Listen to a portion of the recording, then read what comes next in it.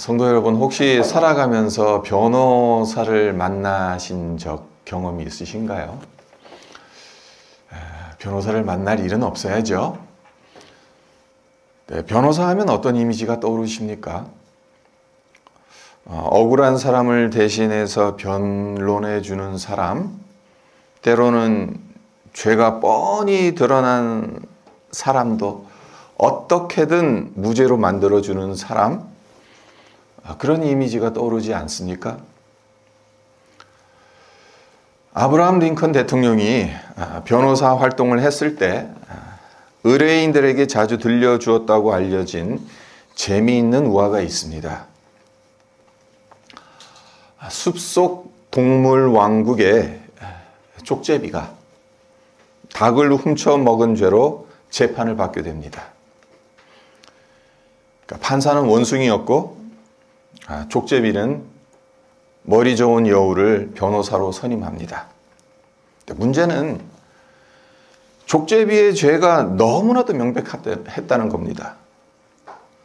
무려 3마리의 동물들이 족제비가 닭을 훔쳐먹은 장면을 목격했거든요. 자, 여러분이 변호사라면 이 사건을 맡으시겠습니까? 아마 안 맡으실 거예요. 증인이 셋이 있고 증거도 확실하기 때문에 패소할 것이 뻔한데 왜 맡겠습니까? 그런데 놀랍게도 여우는 승산 없는 이 사건을 맡았고 법정에서 족제비를 위해 이렇게 변론을 합니다. 존경하는 재판장님, 제 의뢰인이 닭을 훔치는 것을 봤다는 증인은 고작 3분입니다. 그러나 그 장면을 보지 못한 동물들은 이 숲에 수만 마리가 넘습니다. 그러니 족제비는 무죄입니다. 이게 말이 됩니까? 말도 안 되는 궤변이죠. 하지만 원숭이 판사는 여우의 변론이 일리가 있다며 받아들입니다. 그래, 닭을 훔친 걸 본 동물들은 셋이고 그것을 보지 못한 동물들은 수만 마리니까 여우의 말이 맞네? 그렇게 생각을 하면서 무죄 판결을 내립니다. 링컨은 왜 이 우화를 변호사 시절에 의뢰인들에게 자주 들려주었을까요? 그 이유는 간단합니다. 어떤 변호사를 만나느냐에 따라 결론이 달라질 수 있으니 변호사를 잘 선임하라는 거죠. 그리고 그런 결과를 만들어낼 수 있는 변호사는 바로 자기인 것을 은연중에 드러내고자 했던 거죠. 그렇습니다. 세상의 법정에선 변호사가 어떤 변론을 하느냐에 따라 재판 결과가 완전히 바뀔 수도 있어요. 여러분도 아마 기억하실런지 모르지만 가장 대표적인 것이 지금은 고인이 되었습니다마는 그 유명한 풋볼 선수 심슨의 재판 기억나시죠? 제가 아직도 제 기억에 이렇게 남아 있어요. 뭐냐면은 심슨이 LA 고속도로에서 도망갔어요. 그래서 경찰들이 추격을 했어요. 그래서 붙잡혀서 수갑차고 들어갔거든요. 근데 나중에 무죄 석방이 됩니다. 그러니까 엄청난 변호사들을 썬 거죠.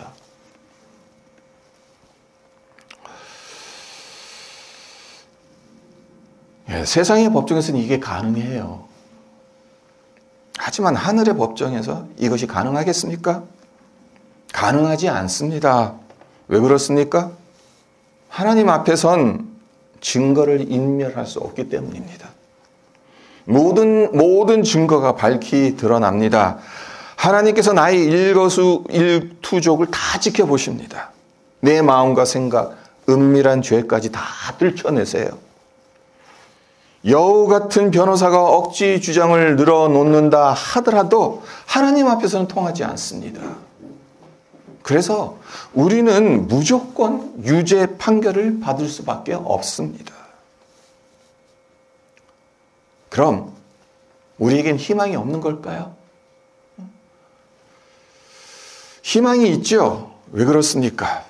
하나님께서 우리를 위해 예수님을 완벽한 변호사로 선임해 주셨기 때문입니다. 히브리서 7장 25절에 보면 히브리서 기자가 이렇게 말합니다. 자기를 힘입어 하나님께 나아가는 자들을 온전히 구원하실 수 있으니 이는 그가 항상 살아계셔서 그들을 위하여 간구하심이라.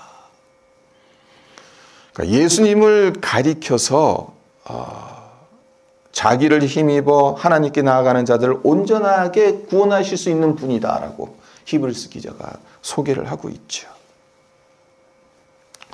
우리를 위한 완벽한 변호사라는 겁니다. 예수님은 여우처럼 궤변으로 우리를 변호하지 않으십니다. 억지 논리로 죄 없다 하지도 않으십니다. 세상 변호사는 말로 변호하지만 예수님께서 친히 흘리신 보혈로 우리를 변호하십니다. 십자가에서 우리의 죄값을 친히 지불하시고 부활하셔서 승천하신 후 하나님 우편에 앉으셔서 이 사람의 죄는 제가 이미 치렀습니다 라고 변호해 주십니다. 네, 오늘 본문 말씀이 시편 16편인데요. 이렇게 읽어보시면 도대체 지금까지 제가 말씀드린 것과 이 본문 말씀이 무슨 연결이 있나 의문이 드시지 않습니까?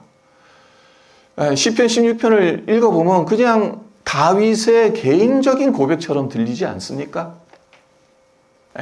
그렇게 보입니다. 하지만 상당히 중요한 부분이 있습니다. 시편 16편의 모든 구절이 중요합니다만은 가장 중요한 구절은 10절입니다.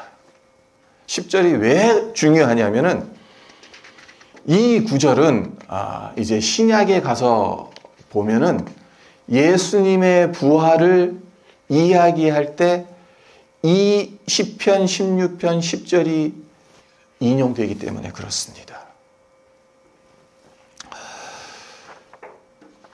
그래서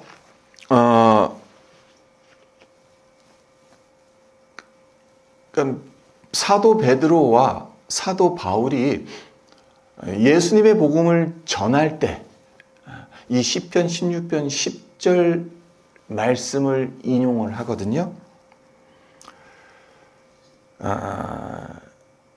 그래서 사도행전 2장 27절을 한번 보도록 하죠. 한번 찾아보세요. 사도행전 2장 27절. 제가 읽어드립니다. 다윗이 말하되 이는 내 영혼을 음부에 버리지 아니하시며 주의 거룩한 자로 썩음을 당하지 않게 하실 것임이라.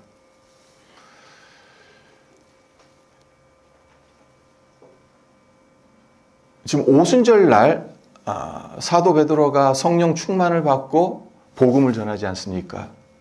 그래서 그 결과 5천 명이 회개하지 않습니까? 근데 이 설교에서 예수님에 관한 복음을 전하면서 예수님의 부활을 이야기하는 데 있어서 이 시편 16편 10절 말씀을 인용한 겁니다. 그리고 사도 바울 역시 안디옥 회당에서 복음을 전할 때 이 시편 16편 10절을 똑같이 인용합니다. 자, 사도행전 13장 35절로 가서 한번 보세요. 사도행전 13장 35절을 보시면 또 다른 시편에 일러스되 주의 거룩한 자로 썩음을 당하지 않게 하시리라 하셨느니라. 그러니까 사도 바울 역시 예수님의 부활을 이야기하는 데 있어서 이 시편 16편 10절을 그대로 인용하고 있는 겁니다. 그러니까 베드로와 바울 두 사도가 똑같은 말씀을 인용하며 예수님의 부활을 증거했다는 것. 그러니까 결국 시편 16편은 단순히 다윗의 노래가 아니라 예수님의 부활을 예언하는 메시아의 시라고 볼 수가 있습니다. 그래서 많은 성경학자들은 이 시편 16편을 가리켜 메시아의 시, 부활의 시라고 부르기도 합니다. 자, 네, 이걸 한번 생각해 보세요. 다윗은 이 고백을 했을 때 과연 알았을까요? 잘 모르겠습니다. 우리가 판단할 수는 없을 것 같습니다. 네, 이 고백이 훗날 예수님의 부활을 설명하는 구약의 중요한 인용 구절로 사용될 것이라고는 전혀 예상하지 못했을 겁니다. 그저 개인적인 소망을 담아 지금 워낙 어려운 상황이니까 지금 하나님께 피하고 싶다고 하잖아요. 그러한 상황 속에서 하나님께 이 음부에 내려가서도 나를 썩지 않게 해달라는 그러한 개인적인 소망을 담아서 이런 고백을 했을지도 모르는 거죠. 하지만 우리는 알지 않습니까? 성령께서 다윗에게 임하셔서 예수님의 부활을 예언케 하셨다는 것. 그래서 시편 16편은 겉으로 보면은 단순히 다윗의 개인적인 고백을 담은 노래인 것처럼 보이지만 우리를 위해 죽으시고 부활하신 예수님을 예언하는 시라는 것을 우리는 기억할 필요가 있습니다. 자, 그렇다면 이 시편 16편에서 다윗이 구체적으로 고백하고 노래하고자 했던 것은 무엇이겠습니까? 자, 시간 관계상 11구절 모두 다 살펴볼 수는 없고요. 6구절만 이렇게 뽑아서 살펴보도록 하겠습니다. 먼저 1절을 보도록 합니다. 하나님이여 나를 지켜주소서 내가 주께 피하나이다. 자, 다윗이 어떤 상황에 처해 있는지 짐작이 가죠. 하나님께 지켜달라고 그리고 주께 피하겠다고 간구하는 것으로 봐서 큰 위기 가운데 있다라고 짐작할 수 있지 않습니까? 사실 다윗이 도망 다니기를 얼마나 많이 다녔습니까? 10년 동안 사울의 추격을 피해 도망 다녔죠. 왕이 되고 나서도 아들 압살롬이 반역을 일으키는 바람에 황급히 맨발로 예루살렘 성을 빠져나가지 않았습니까? 우리 역시 이와 비슷한 경험을 할 때가 있죠. 나를 못 잡아먹어서 안달난 사람 때문에 힘들어하고 믿었던 사람이 등을 돌리고 배신하는 바람에 속이 시커멓게 타버린 경험을 한두 번은 해보셨을 겁니다. 그런데 중요한 게 있습니다. 문제가 있다는 것 자체가 문제는 아니라는 점입니다. 우리 삶 가운데엔 사람을 통해 또 상황을 통해 수도 없이 많은 문제들이 우리에게로 옵니다. 하지만 그 문제 자체가 문제는 아니라는 거예요. 아무 문제가 없어서 하나님께 피하지 않고 하나님 없는 상태로 살아가는 것, 그것이 진짜 문제라는 거예요. 다윗은 어떻게 했습니까? 문제가 산더미 같았어요. 다윗의 삶에. 하지만 그 문제를 문제로만 보지 않았어요. 그것 가지고 하나님께로 피했습니다.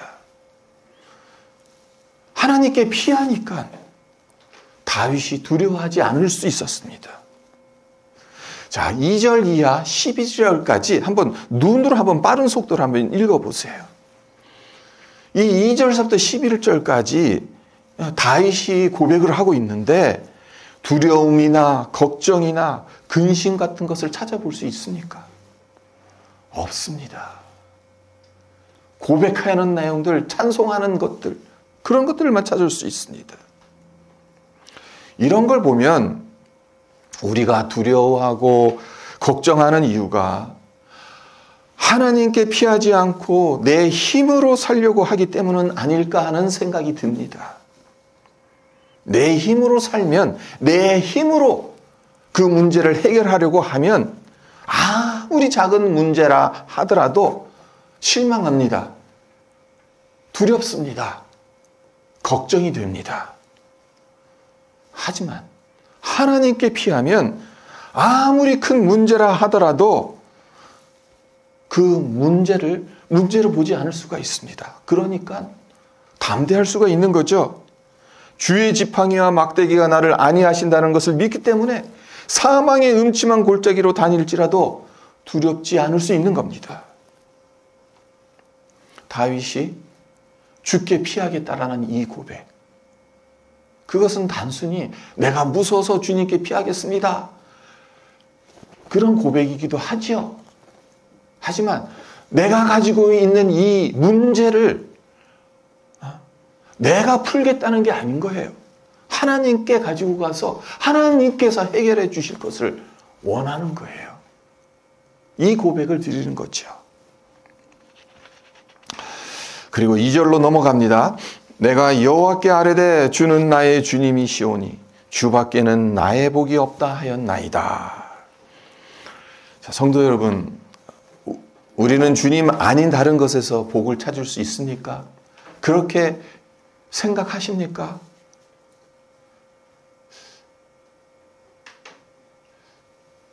물론 주님 아닌 다른 곳에서 복을 찾을 수도 있을런지 모르겠습니다. 하지만 설령 복을 찾는다 해도 그건 참된 복이 아닙니다. 주 예수보다 더 귀한 것은 이 세상에 없습니다. 이 세상의 부귀와 명예도 다 부질없습니다. 참된 복은 주님밖에 없습니다. 다윗이 고백하는 것이 지금 도망갈 데가 없어요. 피할 곳이 없어요.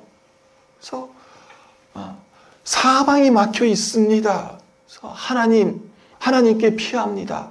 그러면서 하는 고백이 주밖에 나의 복이 없습니다 라는 이 고백을 하고 있는 겁니다. 자, 그리고 3절도 볼까요?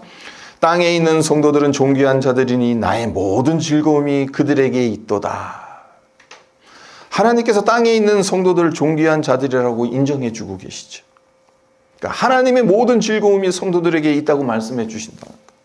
그러니까 성도들만큼 복받은 사람이 이 세상에 어디 있겠냐는 겁니다. 네, 흥미로운 점이 하나 있습니다.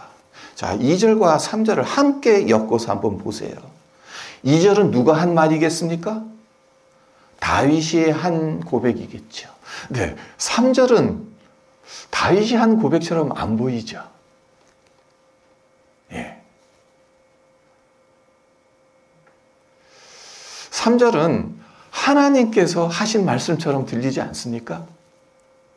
이거 마치 아가서에서 솔로몬과 그러니까 솔로몬이 사랑하는 그 여인 사이에, 술람미 여인 사이에서 오고 가는 대화, 그것과 많이 닮아 있지 않습니까? 그러니까 두 사람이 서로 대화하는 것 같아요.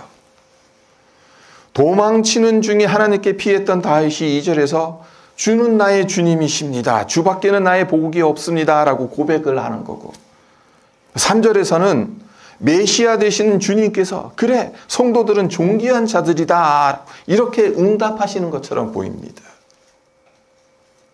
만약 이 두 구절이 실제로 다윗과 주님 사이에 주고받은 대화라면 성도 여러분 부럽지 않습니까? 나는 주님밖에 없습니다.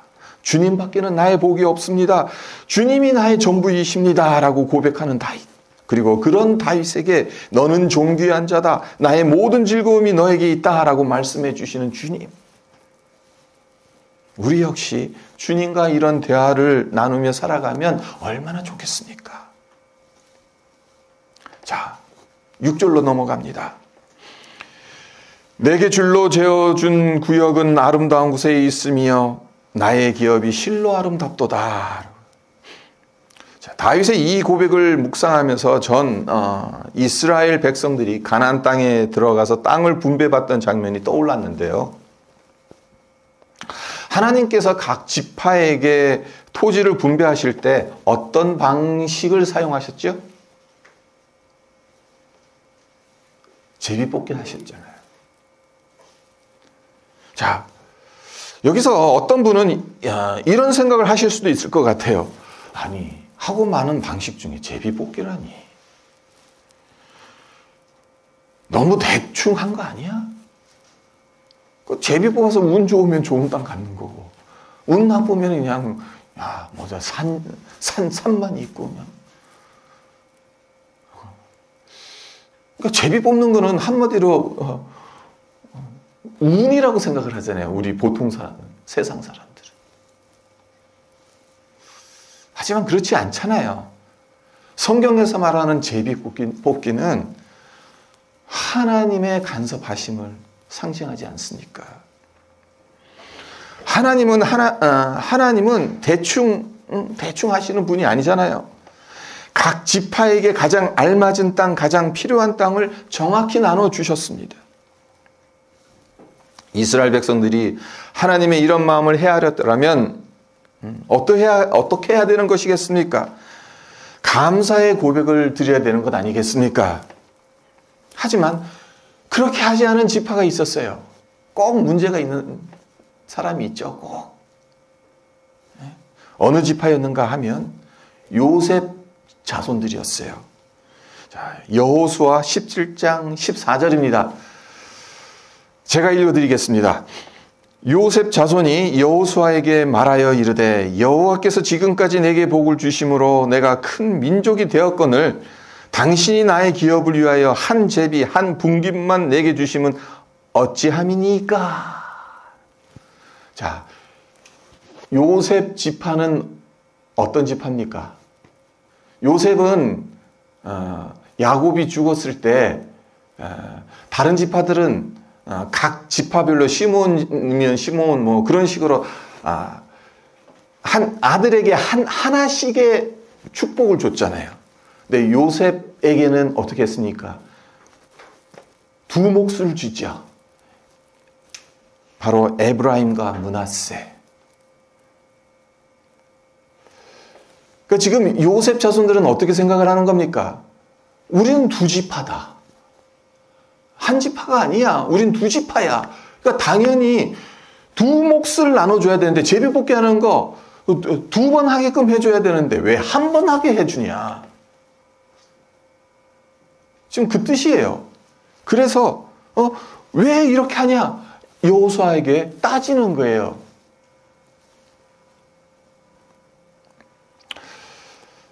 물론 요셉 자손들의 불만이 전혀 일리 없는 것은 아닙니다만 그러니까 두 지파니까요. 그래도 하나님께서 나에게 가장 좋은 것을 주셨다.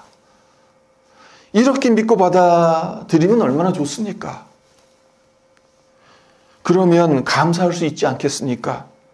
그 땅이 아름답게 보이지 않겠습니까? 자, 우리가 살고 있는 토론토, 여러분은 어떻게 보십니까? 지구온난화로 인해 토론토 지역의 기후가 예전과는 많이 달라졌습니다만은 4개월 후 다가올 올 겨울 여전히 길고 추울 거잖아요. 게다가 갈수록 심각해져가는 교통체증, 그리고 하늘 높을 줄 모르고 치솟는 물가 등등을 생각하면 숨이 막힙니다. 참, 들어오는 월급은 쥐꼬리만 한데 나가는 것은 왜 이렇게 많나? 토론토에서 과연 살 수 있을까? 하지만 국 집사님 지난주 하와이 다녀오시고 하신 말씀이 하와이가 아무리 천국 같아도 토론토가 제일 좋더라.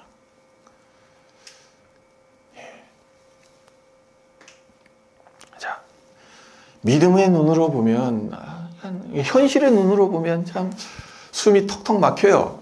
토론토에서 사는 게 과연 이게 참 힘들어요. 하지만 믿음의 눈으로 보면 다릅니다. 하나님께서 나를 토론토에 보내주셨다. 하나님이 줄로 재어준 나의 구역이 이 토론토다 라고 생각한다면 토론토 땅이 아름다운 땅이 되는 겁니다. 내게 가장 좋은 땅이 되는 겁니다. 자, 우리 노수역 한인교회는 어떻습니까? 토론토의 한인교회가 얼마나 많습니까? 그 많은 교회 중에 왜 하필 이 작은 교회에 오신 겁니까? 여러분이 다 선택해서 오신 것이기는 합니다만 궁극적으로는 하나님께서 보내주신 것 아니겠습니까? 하나님께서 여기서 함께 신앙생활하게 하시고 이 교회를 섬기게 하신 것 아닙니까? 이런 믿음의 눈으로 본다면 우리 교회가 아름답게 보이지 않을래야 않을 수 없겠지요. 성도 여러분, 이것이 성도의 능력입니다. 내게 주신 사람들, 내게 주신 환경, 내게 주신 자리 속에서 아름다움을 발견할 수 있는 능력. 이게 하나님을 깊이 신뢰하는 사람에게 주어지는 능력이라는 거예요. 지금 피할 데가 없어서 하나님 앞에 죽게 피하나이다 라고 하나님 앞에 호소하고 있는 다윗이 하는 말이에요. 주께서 줄로 재어주신 이 구역이 너무나도 아름답습니다 라는 믿음의 고백을 하고 있다는 것. 우리에게도 이 고백이 넘쳐났으면 좋겠습니다. 자, 8절로 넘어갑니다. 내가 여호와를 항상 내 앞에 모시며 그가 나의 오른쪽에 계심으로 내가 흔들리지 아니하리로다. 다윗이 하나님을 어디에 모셨다고 말하죠? 내 앞에 모셨다라고 말하고 있습니다. 자, 하나님을 내 앞에 모신다면 얼마나 든든하겠습니까? 하나님께서 내 뒤에 계셔도 엄청 든든할 텐데 내 앞에 계신다면 무슨 말이 필요하겠습니까? 내 앞에서 길을 열어주시고 방패가 되어주시고 오른손으로 붙들어 주시니 정말 든든할 겁니다. 그래서 다윗이 말한 대로 흔들리지 않을 겁니다. 근데 여기서 우리가 오해하지 말아야 할 것이 있습니다. 흔들리지 아니한다 이 말이 말 그대로 전혀 흔들린다거나 요동한다라는 그런 의미는 아니라는 겁니다. 흔들리긴 흔들리지만 다시 제자리를 찾는다라는 의미입니다. 다윗 역시 지금 사실 흔들리는 상황 아닙니까? 어디 갈 데가 없어요.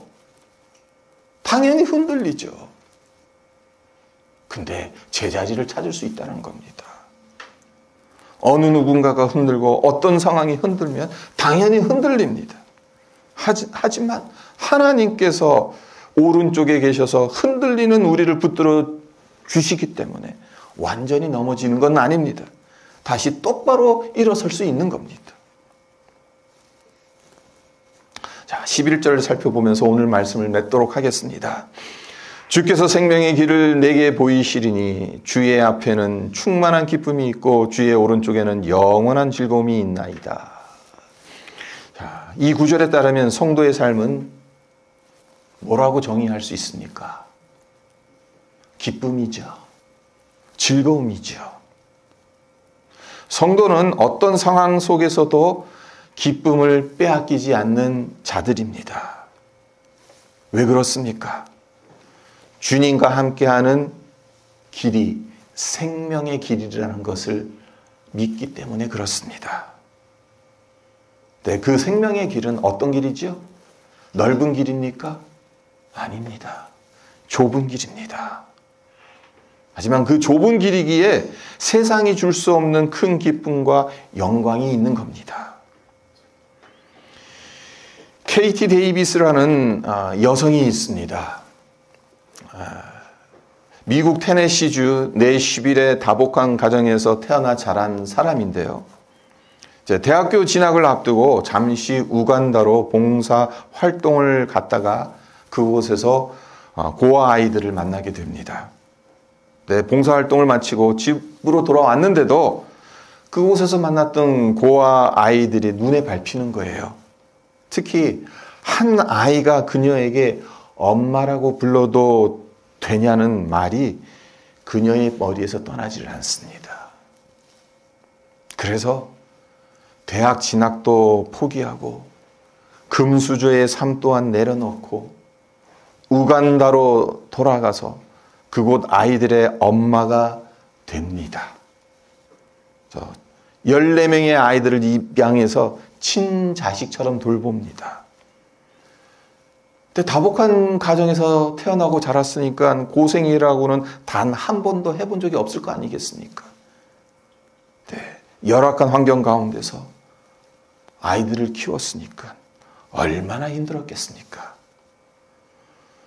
하지만 케이트는 이런 고백을 합니다. 넓은 길이 아닌 좁은 길, 자신을 위한 편안함이 아닌 더 큰 소명을 선택한 것, 그것이 나에게 얼마나 기쁨이 되는지 모른다는 것. 그 좁은 길을 걸어가면서 수많은 어려움과 외로움을 겪었지만 그 가운데서 주님께서 부어주시는 삶의 진정한 의미와 기쁨을 얼마나 많이 경험했는지 모른다. 네, 세상은 우리에게 넓은 길, 편한 길로 가라고 자꾸 말합니다. 하지만 그곳엔 참된 기쁨이 없습니다. 그 길이 비록 좁은 길이라 할지라도 주님과 함께 걷는 그 길이 생명의 길인 거죠. 그리고 그 길 위에서 충만한 기쁨을 누릴 수 있는 거죠. 우리 모두 주님께서 보여주시는 생명의 길을 걸어감으로 충만한 기쁨, 영원한 즐거움을 날마다 경험하시기를 주님의 이름으로 축원드립니다.